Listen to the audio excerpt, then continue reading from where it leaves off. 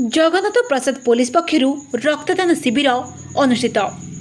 गंजाम जिला जगन्नाथ प्रसाद पुलिस थाना अधिकारी दिलीप स्वाई प्रत्यक्ष तत्वावधान में स्वेच्छाकृत रक्तदान शिविर आज अनुष्ठित हो जाइछि।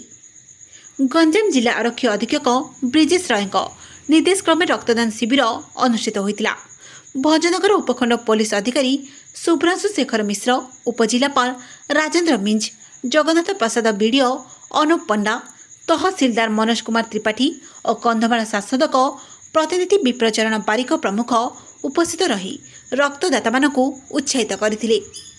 भंजनगर रक्त भंडारर कर्मचारी सुरेन्द्र महापात्र, चित्तरंजन खटुआ, इतिश्री त्रिपाठी, अनिल मेहर, विपन पाणिग्राही, निवेदित बेहरा, नारायण बाड़ी, प्रमोद कुमार प्रधान प्रमुख स्वेच्छासेवी मानकठारु रक्त संग्रह करथिले। 75 ऊर्ध्व स्वेच्छासेवी स्वेच्छा रक्तदान करथिले। थानार समस्त कर्मचारी, दमकल बाहिनीर कर्मचारी, युव समाजसेवी अमीर स्वाई, रेडक्रॉस और एसपीओ कर्मकर्ता सरोज नायक और साथी माने रक्तदान शिविर रे सहायता करथिले। NS न्यूज खबर आपणकर लेटेस्ट खबर पाई लाइक, शेयर, सब्सक्राइब एवं फॉलो करंतु NS न्यूज रो फेसबुक, यूट्यूब और ट्विटर पेज को।